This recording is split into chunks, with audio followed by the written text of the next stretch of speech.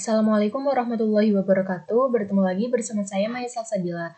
Kali ini saya akan membahas mengenai bab 15 perilaku organisasi, yaitu dasar pada struktur organisasi. Yang pertama ada struktur organisasi atau definisinya, yaitu cara yang mana tugas pekerjaan secara formal dibagikan, dikelompokkan, dan dikoordinasikan. Nah, dalam sebuah organisasi tentunya ada sebuah struktur, itu agar dapat tugas ataupun hal yang lainnya itu dapat dikelompokkan sesuai bidangnya masing-masing. Selanjutnya ada spesialisasi kerja, yaitu sampai sejauh mana aktivitas organisasi dibagi ke dalam pekerjaan-pekerjaan secara terpisah. Nah, inti dari spesialisasi kerja ini pembagian tenaga kerja. Nah, jadi pekerjaan itu dibagikan terhadap individu yang berbeda. Selanjutnya ada departementalisasi, yaitu basis yang mana pekerjaan dalam organisasi dikelompokkan bersama-sama. Jadi setelah mengikuti langkah spesialisasi atau pembagian tenaga kerja, selanjutnya pembagian tersebut dikelompokkan sesuai kelompoknya masing-masing agar dapat dikoordinasikan secara baik. Selanjutnya ada rantai komando atau garis kewenangan tak terputus yang membentang dari organisasi puncak hingga pegawai terendah dan menjelaskan siapa yang memberikan laporan kepada siapa. Jadi rantai komando ini dibagi menjadi dua, ada otoritas dan kesatuan komando. Yang pertama, otoritas itu mengenai hak dari manajerial, itu hak memberikan perintah dan perintah itu diharapkan untuk dipatuhi. Nah, yang kedua ada kesatuan komando, itu gagasan mengenai hak untuk bawahan itu memiliki atasan cukup satu saja untuk bawahan itu bertanggung jawab kepada atasan tersebut. Selanjutnya ada rentang kendali, yaitu sejumlah bawahan yang dapat diarahkan oleh seorang manajer secara lebih aktif dan efisien. Nah, di sini ketika rentang kendalinya lebar, itu manajer harus meningkatkan sebuah kinerja para pekerja dan memotong biaya ataupun melakukan pelatihan-pelatihan untuk tenaga kerja agar lebih meningkat kualitasnya. Selanjutnya ada sentralisasi, desentralisasi, dan formalisasi. Nah, yang pertama ada sentralisasi, itu sebuah kondisi di mana pengambilan keputusan itu dipusatkan dalam satu titik dalam organisasi. Yang kedua ada desentralisasi, yaitu keadaan di mana pekerjaan dalam sebuah organisasi itu sudah terstandarisasi. Mohon maaf, tadi yang pengertian kondisi di mana pekerjaan telah terstandarisasi itu pengertian dari formalisasi. Beda dengan pengertian desentralisasi, itu keputusan yang mengacu terhadap manajer yang sudah melakukan tindakan. Jadi mengacu terhadap manajer yang terdekat dalam sebuah tindakan ataupun terhadap kelompok kerja. Selanjutnya ada desain organisasi yang umum. Ada 3. Pertama, struktur yang sederhana, birokrasi, struktur matriks. Yang pertama, ciri dari struktur yang sederhana itu rendahnya departementalisasi, kecilnya formalitas, dan rentang kendali yang lebar, dan otoritasnya sentralisasi. Lain halnya dengan birokrasi yang dicirikan dengan tugas operasional yang sangat rutin yang dicapai melalui spesialisasi, aturan, dan regulasi yang diformalisasikan dengan ketat, pengelompokan tugas ke dalam departemen fungsional, otoritas yang tersentralisasi, rentang kendali yang sempit, dan juga pengambilan keputusan mengikuti rantai komando. Nah, dalam birokrasi ini memiliki kelebihan, yaitu dapat melakukan aktivitas yang terstandarisasi dengan cara yang cukup efisien. Yang ketiga ada struktur matriks, yaitu sebuah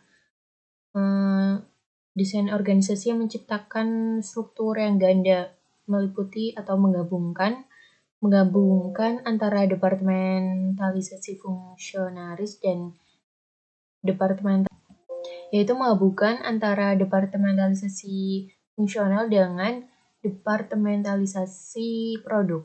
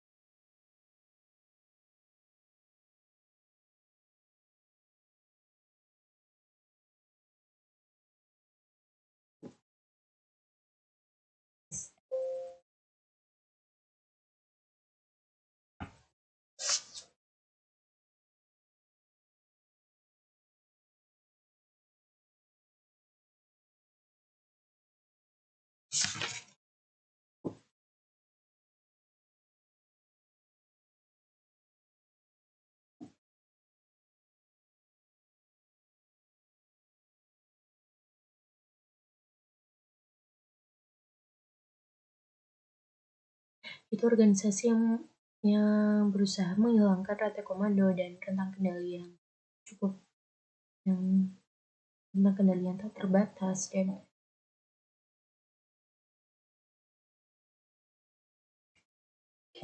yang kedua ada organisasi tak berbatas, yaitu organisasi yang berupaya untuk menghilangkan sebuah rantai komando dan memiliki rantai kendali yang tak terbatas, dan juga mengganti departemen-departemen dengan tim-tim yang sudah diperdayakan. Selanjutnya ada organisasi perampingan.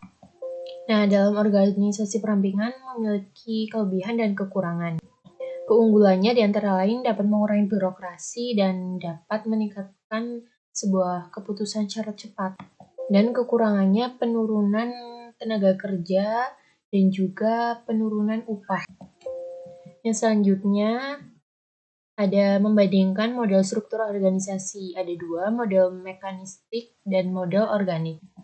Nah, masing-masing model memiliki ciri-ciri tertentu. Ciri-ciri dari model mekanistik yaitu memiliki departementalisasi yang ekstensif dan formalisasi yang tinggi, jaringan informasi yang terbatas, dan sentralisasi. Yang kedua ada model organik, yaitu suatu struktur yang datar menggunakan hierarki silang dan tim-tim fungsional silang dengan formalisasi yang rendah, memiliki jaringan informasi yang komprehensif, dan bergantung pada pengambilan keputusan yang parsitikatif. Yang selanjutnya ada strategi organisasi, ada inovasi, minimalisasi, dan imitasi.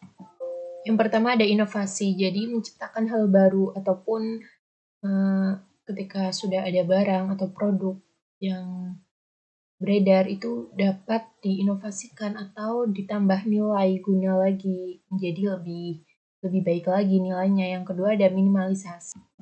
Minimalisasi itu menekankan pengendalian biaya yang ketat dan meminimalisir inovasi yang tidak diperlukan, serta pemangkasan biaya. Yang ketiga ada imitasi. Imitasi itu tiruan atau meniru sebuah produk atau suatu strategi yang berupaya untuk memindahkan produk baru ke dalam pasar yang baru hanya setelah keselangsungan hidup produk tersebut setelah terbukti.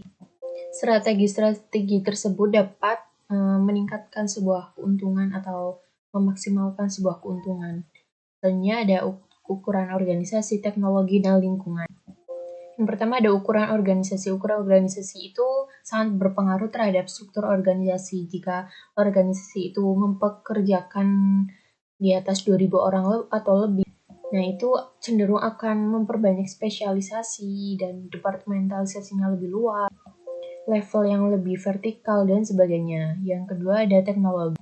Jadi teknologi dalam organisasi itu sebuah alat yang memindahkan input ke output.